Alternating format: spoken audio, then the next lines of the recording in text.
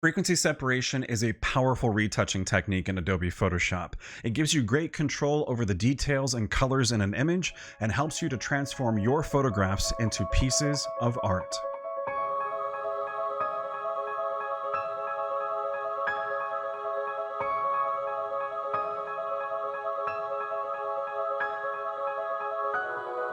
Hey folks, welcome back to the channel. I'm David Bird with Reimagined, and we're going to continue our journey with frequency separation, today exploring the mixer brush and how to use that tool to mix the existing colors within the image so that we can blend them together to make a great result. Before we dive into Photoshop though, I would like to ask for your help in growing this channel. Liking this video and subscribing to the channel lets YouTube and the vast audiences on the platform know that there is great content to be found on this channel and great education in photography and in Adobe Photoshop. And when you subscribe to the channel, make sure to click the bell icon so you'll be notified when new videos go live on this channel. Thank you so much for your support, and now let's continue the adventure in frequency separation by diving into Photoshop. So in the previous video, we had talked about using the clone stamp tool on the detail layer itself. These are the layers of frequency separation that we can see here. We use the clone stamp tool to copy over a new texture and to work through the image, but ultimately what we discovered was that the blemish that we had been working on in the previous videos of this series ultimately is made up of color. It's not necessarily the details themselves. We need to blend the colors together so that we can overcome the blemish. So the tool that I like to use, the first step of frequency separation, once I have used the clone stamp tool to clean up any detail, is to go to the mixer brush tool. A mixer brush is an artist's tool, traditional painter's tool, that uses a lot of heavy bristles to either mix existing paint that is on the canvas or to introduce a new paint to that canvas and mix them together. It can also be utilized to mix paints on a palette board before they would bring it over to the canvas itself. And that's what it does in Photoshop to a degree, but there's a couple of other functions with it. So I want to demonstrate what it does first on another document and kind of show you how we use it to mix color and to come up with something new, and then we'll come back to this image and continue working with the mixer brush. So on this document, we simply have a square. At the top part, can you tell? It looks like a circle. I see a square. Don't you see a square? So at the top of the square, we have red paint. At the bottom, we have blue paint. They're on the same active layer here. When I mix these two colors together, when you mix red and blue, you get the color purple. So in this case, I want to mix them right at this middle divisive line between the two colors to start creating that color of purple. And this is where the mixer brush would come into play. So I'm going to go to my mixer brush on the tools palette and point it out to you. If I hit B for brush, this is where the mixer brush is typically found. It's under the same tools palette of the brush tool, just like we had explored in a previous video looking at the healing brush tool. You'll notice that it has a different hotkey. The hotkey is the letter M. Now, the default hotkeys in Photoshop for the letter M would take you to the marquee tool, which is here. And this is a tool you would use to make a selection inside of Photoshop. Normally, the mixer brush's hotkey is the letter B for brush. I've changed it to be the letter M because I do not use the marquee tool that much compared to how much I use the mixer brush. And ultimately, if I wanted to go to the mixer brush, I would have to come up to the tools palette window and select it. But during the frequency separation process, when I'm retouching an image in Photoshop, I also use the basic brush tool as well. So I was constantly having to come up and right click this tool and switch back and forth between the brush tool and the mixer brush tool. So I changed the hotkey. Now you can do the same thing if you wish, you don't have to, but if you'd like to, this is how you change any kind of hotkey in Photoshop. Come up to Edit and then come down to Keyboard Shortcuts. And then this dialog will open up. This is the keyboard shortcuts and menus. Here, this is the shortcuts for. If we can choose tools, we can choose the application menus and so forth. But if we come to tools, then all of these hotkeys here, of course, the letters correspond to the hotkey for the tool itself. Normally, under the marquee tool, all of these would have the letter M, but I changed the mixer brush to be that. So if we scroll down just a little bit and find the brush tool eventually. Did I pass it? No, I didn't. There's the brush tool. So brush tool, pencil tool, and color replacement tool, all three of these have the hotkey of the letter B. Then of course the mixer brush tool would have the letter B, but I clicked it and I hit the letter M and then hit enter to accept that change. And now once I hit OK, the letter M will take me to the mixer brush tool. Let's hit M for the mixer brush tool, and then let's talk about the controls of the mixer brush to better understand what this tool does. So first and foremost, here are all the different controls of the tool at the top of the window. This is the brush controls where we can change the size of it, the hardness of it, and so forth. That's standard for any kind of brush tool in Photoshop. This icon here, this is going to show you what the mixer brush has sampled as a source of whatever to use to begin mixing into your document. So right now it's the checkerboard, which means nothing has been selected. But if I were to bring the brush over and click once, now you can see the brush has sampled a circular area of whatever I have clicked on. So it's showing us that it's going to begin to use this right here as a source to start mixing into this document. It's going to mix an even mixture of red and blue and try to mix all of that together into this image. I don't want it to do that. What I want Photoshop to do is to consistently sample new color every single time I lift my Wacom pen from my Wacom tablet, so that I can use it to control the actual flows of colors that I see, and I can direct it that way.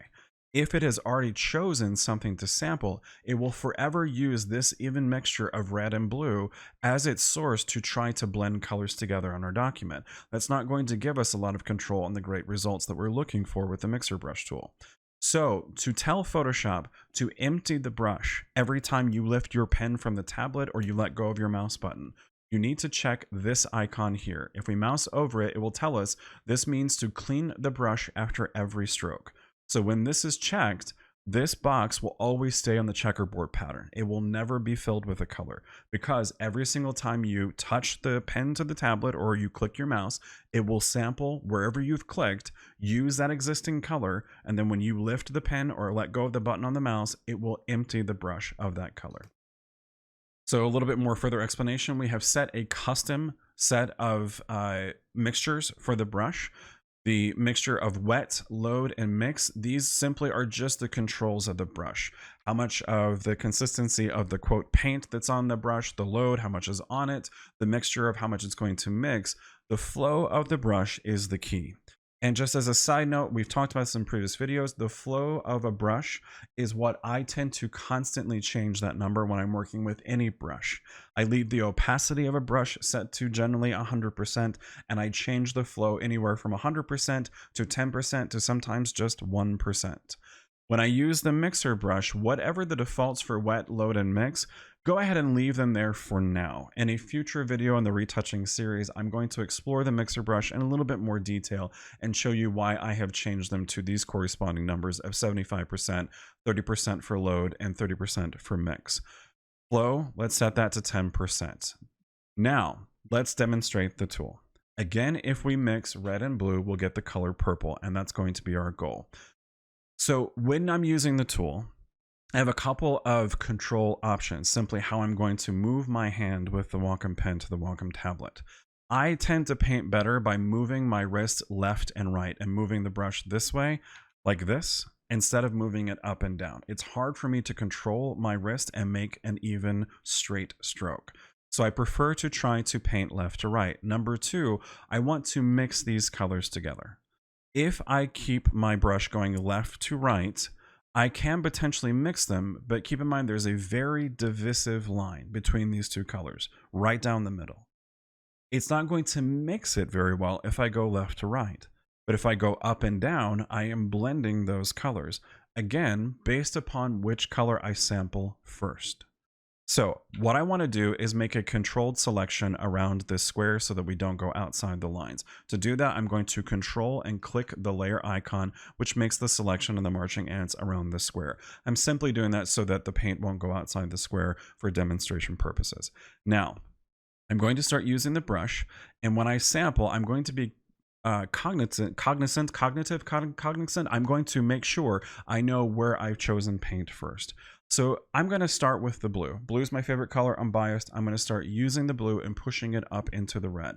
But keep in mind, it's going to sample that color. And as long as I maintain contact with my pen to my Wacom tablet, it will consistently keep using that color to mix around into the red. So I've tapped and I've held on, and now I'm going to just start moving my brush left and right, up and down. Have not lifted my pen. And keep in mind that the mixer brush tool also heavily uses your graphics card to draw as it works, to render as it goes. So sometimes it's a good idea to give it a little bit of a chance, give your CPU and the graphics card a chance to catch up. But as you can see, we're already starting to form some purple. And as I make circular gestures, up and down gestures, you can see how the blue is starting to mix and get working into the reds to start producing the color purple.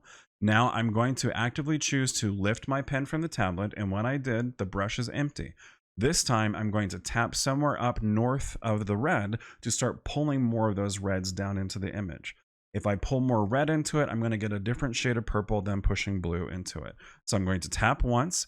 I've photoshopped, the mixer brush has sampled the red. I'm maintaining contact with my pen to the tablet, and now I'm going to push red down more into the blues. I'm going to turn on the mouse tracker helper here so you can see my brush strokes. As I push down, I'm gesturing back and forth, up and down, to really blend those paints.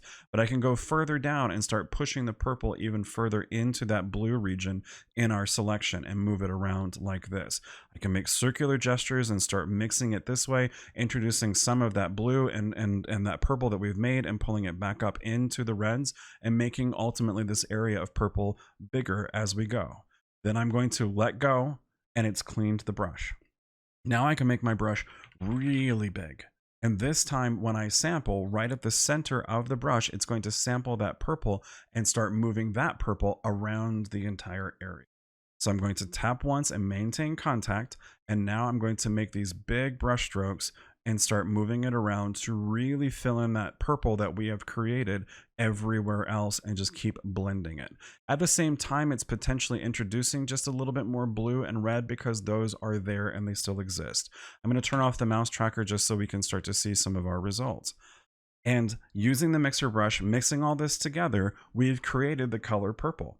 I'm going to hit B to go to the regular traditional brush tool, and then I'm going to hit Alter Option to defer from the brush tool to the eyedropper tool. And we'll explain a little bit more of that in the next video when we talk about the brush tool itself. So now that I've sampled some color and we look at our foreground color, that looks like purple to me. So we have mixed red and blue together by using the mixer brush. That same principle applies when we're working on the color layer of an image of a person. We want to mix colors together. We want to do it carefully and controlled so that we can not only overcome some issues like a blemish, but more importantly, we can see the highlight and shadow regions of the face or of the skin or wherever we're using the mixer brush. That's important because without highlight and shadow, three-dimensionality is lost within an image. So let's go to our image that we were working on. And let's start using the mixer brush tool. Now, the mixer brush tool mixes colors. We just demonstrated it looks great. I do recommend when you start with frequency separation, leave the black and white adjustment layer on. Wait a minute, we're using the mixer brush for color. What are you talking about? Because we're looking at it from a perspective of highlight, shadow, and midtones. When we use the mixer brush, especially on an image of a person, part of its goal is to smooth out the transitions between colors. When we looked at that square with red and blue, there was a very strong line in between those two colors. If we have strong lines of color on a person's face, it's going to belie harder angles within the image, stronger lighting patterns, potentially rougher texture.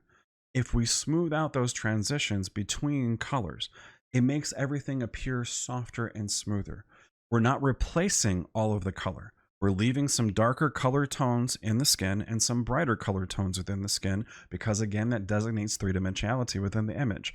But we're smoothing all of those transitions. By leaving the black and white adjustment layer on, it makes it easier for us to see those transitions in the actual color. Because keep in mind, the black and white adjustment layer here at the top of the layer stack, it's not actually turning the image black and white. We still have all of the colors there. It's just controlling our view in the document right now, showing us black and white and gray for midtones. So as I look through the image, I'm going to change my tool to the move tool just so I get the little arrow to make it a little bit easier to gesture and talk about it. We can see through here, this is a darker patch of skin that is usually where people have bags under their eyes. And just as a side note, everybody's got bags under their eyes. It has to do more with blood flow and so forth in your face than it does to do with sleep. Everybody's got bags. You can use makeup to cover it up or whatever else. However, it's something that everybody has to deal with. So at this point, we can see that we've got a strong highlight here. This shows us that her cheekbone is further out.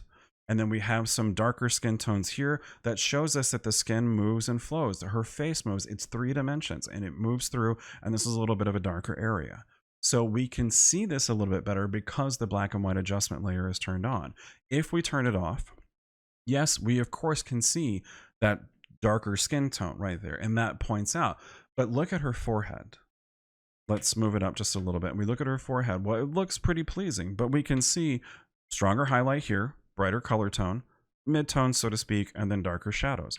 But there's all kinds of little subtle colors working in those 3 color palettes, if you will. And those subtle colors, they're designating to us that there are small little ridges and valleys on her forehead. Everybody has it. Everybody has just little variations because again, it's like a topographical map. It just moves just a little bit.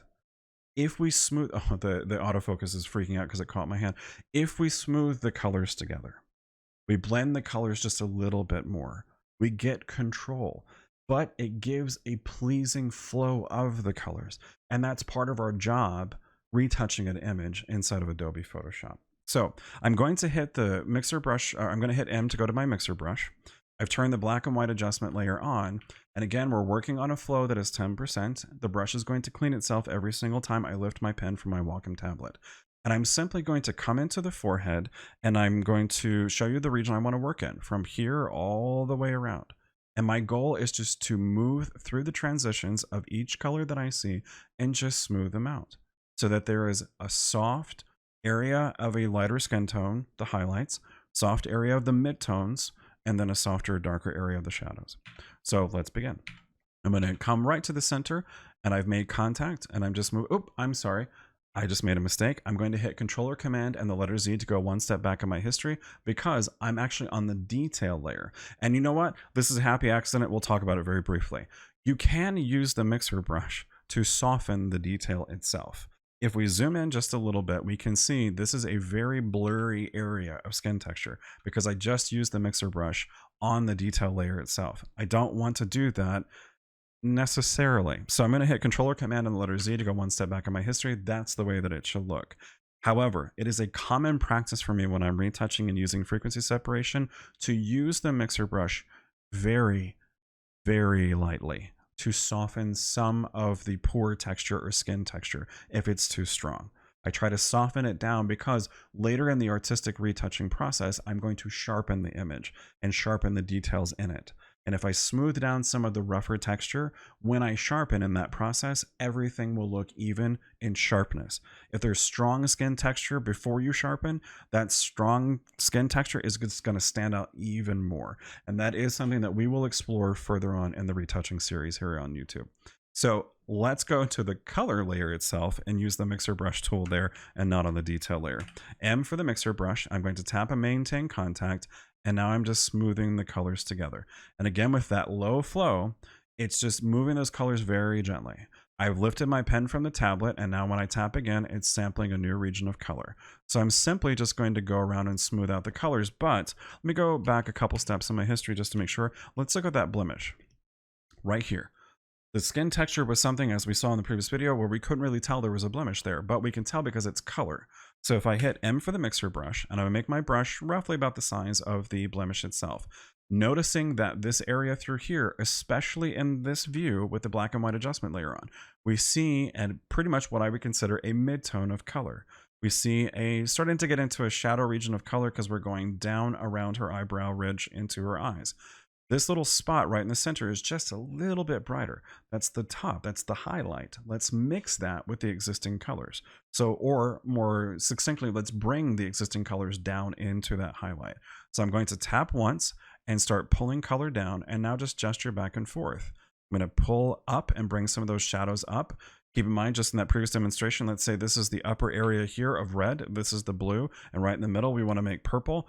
We don't want to make purple on a blemish. We're just going to blend these colors together by either pushing the blue, so to speak, up into it, or the reds down into it. We're pushing the highlights down, the midtones into those highlights, and so forth. You get the point. Now people are going to start retouching using the mixer brush and introducing actual purple into it and say, well, Dave on Reimagined, YouTube told me to do it. I'm not telling you to do it that way. So anyway, look at it. The blemish is gone because the colors have been mixed together. And we don't see it. If we turn off the black and white adjustment layer, even with our biased eyes, the colors are all smooth and have been blended together. Controller Command and the number 0 to zoom all the way back out. It's all been blended together. There's just a little bit of a variation still on the highlights in the color that we can smooth together using the mixer brush. And it's a lot better than using the healing brush, spot healing brush, or pouch tool and consistently letting that algorithm work in that same area, trying to bring in new textures and colors at the same time using content aware. The more that those tools engage with it, the more that you're going to introduce artifacts. You're going to introduce problems because the algorithm can only go so far. By using frequency separation and separating the details and colors, you can do it manually and selectively and have greater control and a better result. So let's zoom in just a little bit more. Turn on the black and white adjustment layer again. I'm going to hit M for the mixer brush, and let's just go through the image really quickly to give you an overall before and after idea of what the mixer brush does. Keep in mind, I'm staying in those same zones and I'm just trying to smooth out some of those transitions. I'm also trying to use my brush up and down to blend colors, but to also flow with the overall flow of her face, the leading lines, so to speak, of where her face is going to go. I'm working with the colors side by side, but as I come into this area, I want to bring those highlights down, and I'm not trying to push them up all the way like this, making a gesture up and down. I'm moving it left and right and bringing the color down because I'm following the flow down to her temple. It makes for a pleasing flow of color, which overall in the retouching process makes a pleasing shape. Keep in mind, I'm constantly lifting my pen from my Wacom tablet, and that's letting go of the paint that exists and then sampling new paint every time I tap. And I'm just trying to feather the colors together and blend them a little bit. This is the first stage of the retouch, using the mixer brush to do this. And I'm going probably just a little bit further than I typically would do, just because I want to demonstrate the power of the mixer brush tool. I like to use the basic brush tool to actually paint onto the image and introduce some of those colors that I'm looking for in those pleasing shapes. But with the power of frequency separation and introducing different colors into the scene, we're working on a color layer that is below the details. All of those details are preserved. We're not doing some horrible third-party plastic algorithm that's going to turn the picture of a human being into a Barbie doll or a little plastic mannequin look. We're using control with these tools in Adobe Photoshop to just simply smooth colors together, selectively, carefully, and controlled, using our imagination and our artistic minds. So I'm going to hit Controller Command and minus to zoom out one step, and let's turn off the black and white adjustment layer and look at the flow and how smooth it is. The flows are smoother, but we can still see, and again, to demonstrate, we can see some areas like right through here. This color is just a little bit darker, and then there's a little bit of a brighter tone. That is showing us a ripple effect that is, again, the three-dimensional nature of her forehead.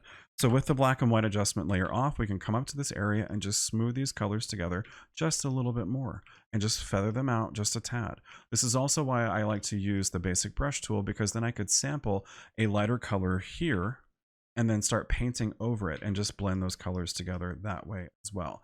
But in this field of view, let's go one more step back out by hitting Controller Command and the minus key.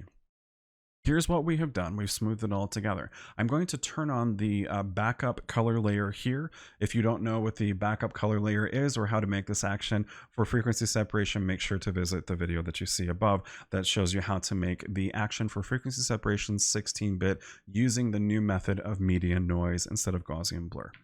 So I'm going to turn that on because I want to do a before and after so you can see the visual effect of simply using one brush, one tool in Photoshop to blend those colors together, to smooth them together, to make a pleasing result. This is after using the mixer brush, and this is where we were before.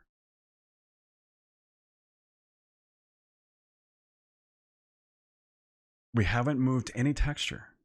We did that in the previous video using the clone stamp tool on the detail layer by simply using the mixer brush, by simply gently blending colors together.